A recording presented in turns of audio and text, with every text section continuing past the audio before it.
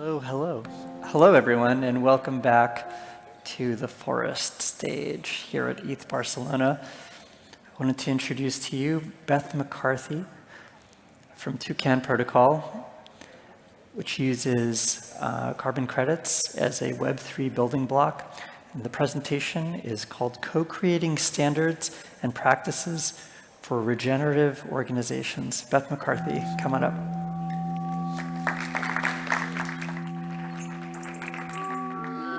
Hi, so my presentation is referring to co-creating because I was also hoping to have maybe an interactive element if someone would be willing to share also some of the stuff that I'll go over how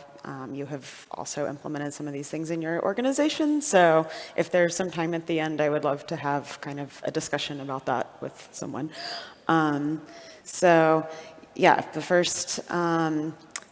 I think the first framing that I was considering with this as we're building out this regenerative finance and public goods kind of community or section of blockchain is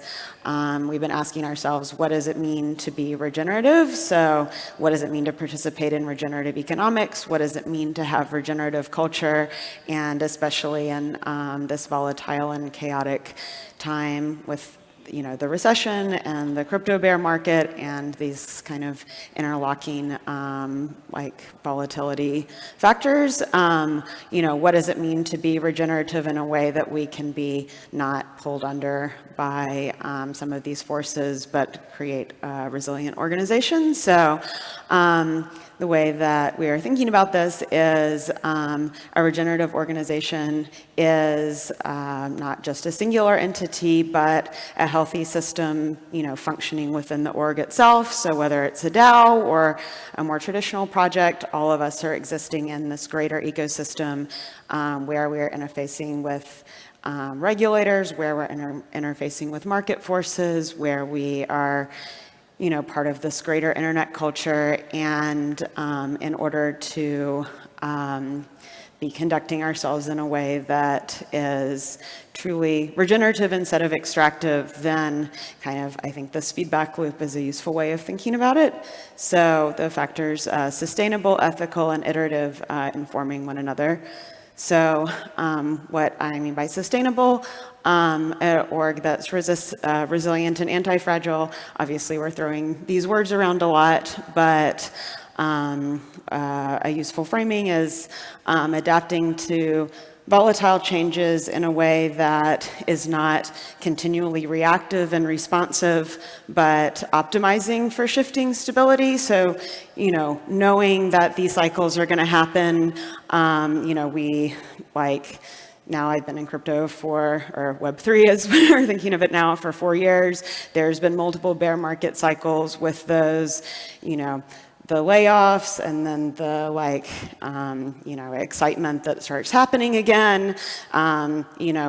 growing super fast, scaling in a really frothy way, and then suddenly having to condense again. And if we are, designing our economic structures and also designing our cultural practices in a way that is accounting for those cycles and thinking of it, as seasons or cycles of building and cycles of times that our team will shrink and grow as part of a healthy ecosystem, that's a way that we can, instead of, having,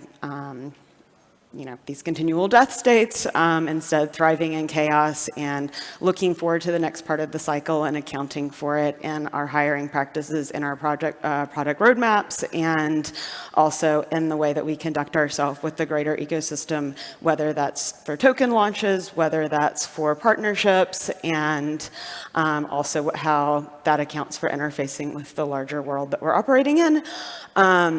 An important part of framing that, when we're thinking about these product roadmaps, when we're thinking about these financial cycles, is understanding within the project or within the DAO or within, these kind of cells that emerge in the greater ecosystem, what does a state of abundance actually look like for us? Does it mean being able to pay contributors? Oh no.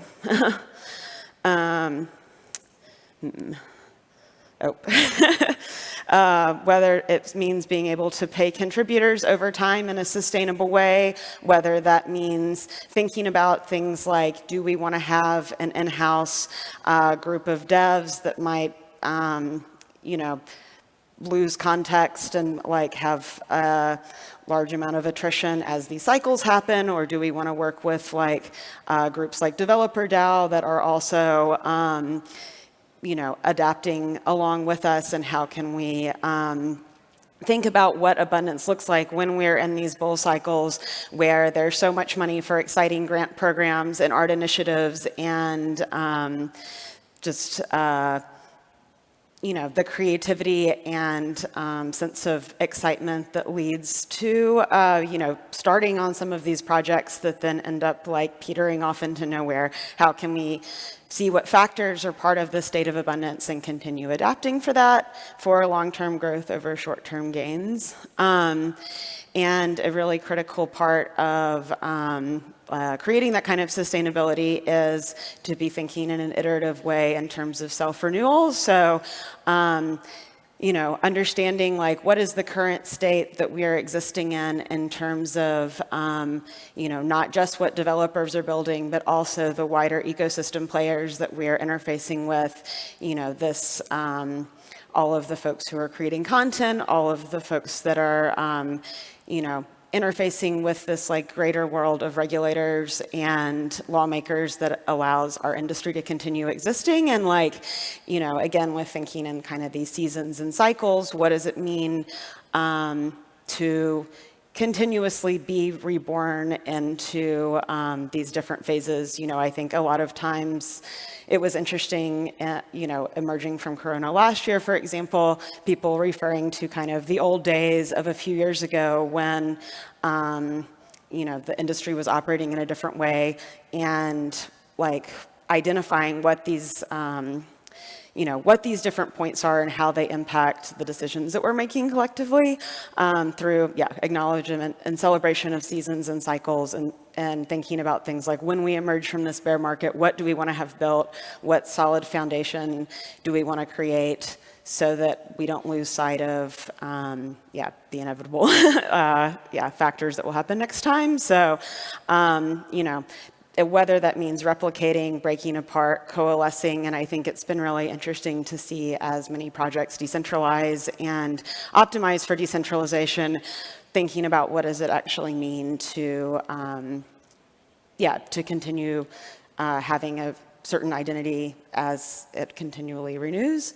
And a huge important part of this is at least for those of us in the regenerative and public good space, thinking how are we operating in an ethical way? So,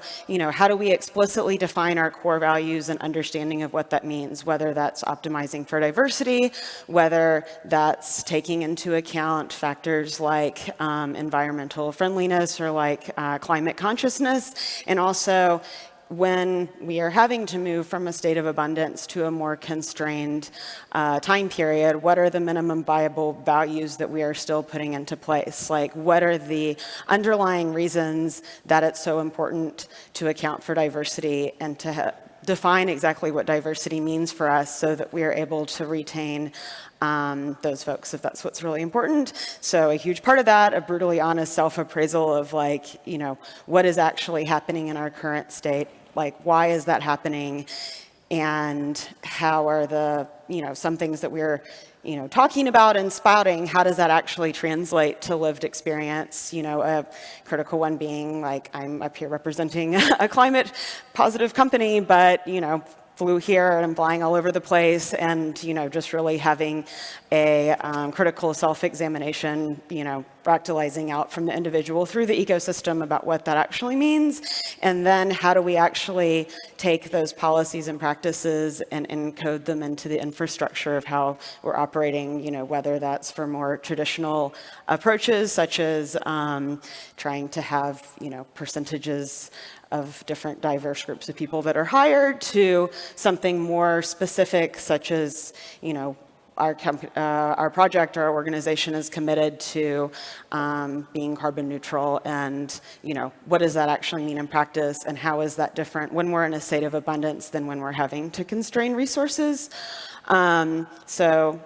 Assessing all of this is, it requires looking across multiple dimensions, from cultural to technical, ecological, and economic, as they're interfacing with each other. I think a really crucial thing to keep in mind is establishing standards and practices to foster regeneration won't constrain or be prescriptive if those policies are made by looking deep into how the organization is inherently operating and kind of the emergent properties that already happen, such as, if it's an organization that is trying to bring in a lot of people to, create content or do what is considered soft skills roles, are there policies in place for hiring, for pay, for ensuring stability that make that a desirable place to work for people that are performing those services? And if that's not happening, saying, what is it about our organization that is conducting itself in that way? Maybe we should reconfigure what we're actually trying to optimize for, so that the standards and practices we're putting into place accurately reflect what we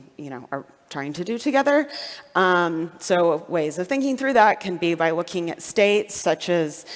thinking about at the beginning or middle and end of a product roadmap, each of those is existing in a different state of the organization. What are the contours of that state? Who are the actors? What are the constraining factors around it? What is the transition between those different states look like, and why and when does that happen, and to what degree is it correlated with cycles of investment or cycles that are occurring in the greater financial markets, to understand what it means to move from one to another. Similarly, patterns and anti-patterns that are happening. Is there a lot of attrition of a certain kind of worker, and what is happening there? This is something that I think we're seeing a lot as projects decentralize from being more traditional companies to being DAOs, and often end up losing a lot of talent and, regaining a lot of talent with kind of different characteristics. Is it people that are more open to being flexible with contracts? Is it people that are more, incentivized by working in a more risky environment that also lends itself to greater exploration, and just, not placing a value judgment, but instead just, observing what these patterns are, and similarly, observing failure modes, both within your org and within peer orgs, to try to understand what's going on. So some ways to start thinking in the system thinking way about your org that I find to be useful. So one is thinking in terms of budgets, not just financial budget, but also budgets in terms of different kinds of resources. You're all familiar with technical debt, and also this idea that we've been exploring at Toucan of cultural debt. So, what are the roadblocks? What are the places that, cultural elements and ways of working together can be pushed to an extreme in terms of people's patience, in terms of people's personal growth, and this also extends to climate budgets. So something that we are thinking about a lot in terms of how we engage with these different events is, what is the carbon budget of everyone in an organization meeting together, and how does that intersect with the cultural budget of the need to connect with each other. So I think considering these interlocking factors of, need to connect, need to operate within certain financial parameters, operate within certain climate parameters, and, that extends across all of those different elements, the technical abilities that are possible as well. And what I mean by abundance delta is what I was referring to before of identifying what would a state of abundance be and how are we different from that right now, and also how are we currently in a state of abundance, and kind of recognizing what factors are going really well. Like, we are lucky at Toucan to have a really incredible group of people that really enjoy working together and feel very cohesive, and that is super lucky. That is an abundant state that is not always true, and so being aware of that and being like, what are our success metrics right now so we can continue that. Another kind of much more effective and